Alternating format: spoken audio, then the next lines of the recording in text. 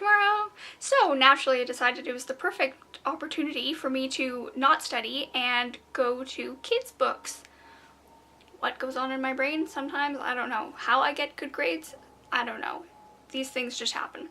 Anyway, I went to kids books and picked up some things that I'm actually really excited for. So the first book that I found, first of all, before I get into the books, I have to describe the kids books to you.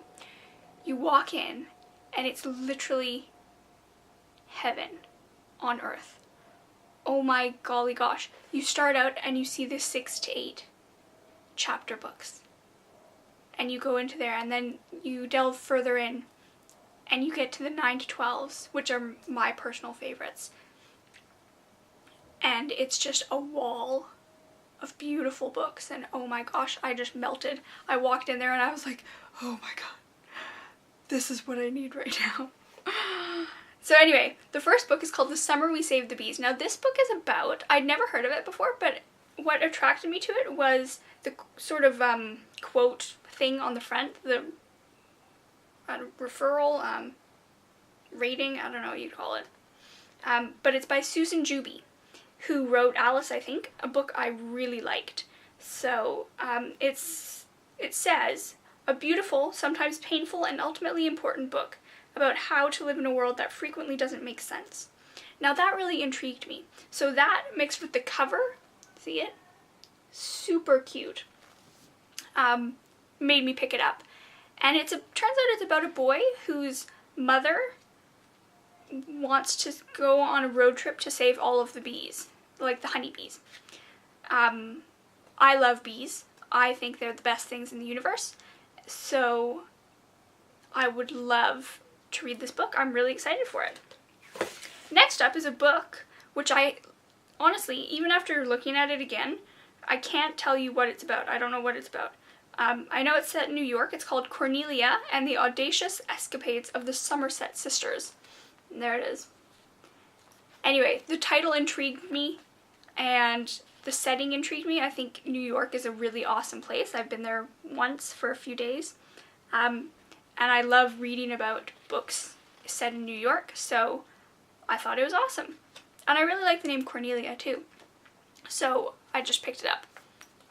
You know, $7.99. I'll go for it, right? And then I found a book by Jenny Nimmo, who wrote the Charlie Bone series, which I adored. I absolutely adored that book series. So this one is about a boy who doesn't age, and then something happens and he has to go on the run, and yes. Anyway, I love Jenny Nimmo's work, so I'm hoping to really love this. Henry and the Guardians of the Lost, that's what it's called. And then I picked up this massive one called The Secret Keepers by Trenton Lee Stewart. This is another one where I don't really know what it's about, but I love Trenton Lee Stewart's first series, Mysterious Benedict Society, and so this one should be awesome as well. And the cover is beautiful. I don't know if you can see it. It's got a little bit of gold in the lighthouse there. Anyway, I think it's about a boy who finds a magical pocket watch or something. Anyway, I'm intrigued by this one, and I'm hoping it was worth the money because it was expensive. And then I've got two that I'm really, really, really excited about. I'll go with this one first. This one's called The Girl Who Drank the Moon by Kelly Barnhill, who wrote The Witch's Boy, which is actually on my library to read pile. I'm staring at it right now. Yes, I will get around to you, I promise. And this is supposed to be sort of like a modern fairy tale classic. And it does that thing that I love, where at the beginning of every chapter it says, in which, and then a little description of what happens in the chapter. So this one is chapter 41, in which several paths converge. I love that. It's literally my favorite thing ever. And all my favorite books do that. Ophelia and the Marvelous Boy does that. A Girl Who Circumnavigated Fairyland in the Ship of Her Own Making does that. And so I'm hoping this bodes well for this book.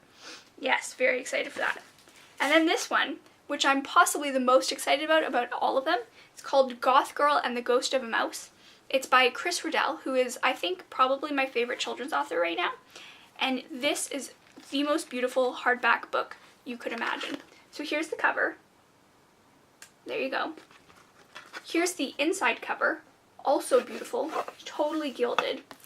Beautiful purple silvery edges. And the illustrations are just fantastic. Here, let me find you a good one. Here's a good one. And the main character's name is Ada, which is one of my favorite names ever. So I was just like blown away by this book. And it even has a tiny little book in the back, like a little extra. How cute is that? Anyway, I am so excited for that. All of those books. So excited. They'll be great, and I really did not need any more books, but I've done it now, and I'm really pleased. So, everyone, wish me luck on my midterm tomorrow, and hopefully I don't stay up too late reading tonight. That's all for now. Bye, guys.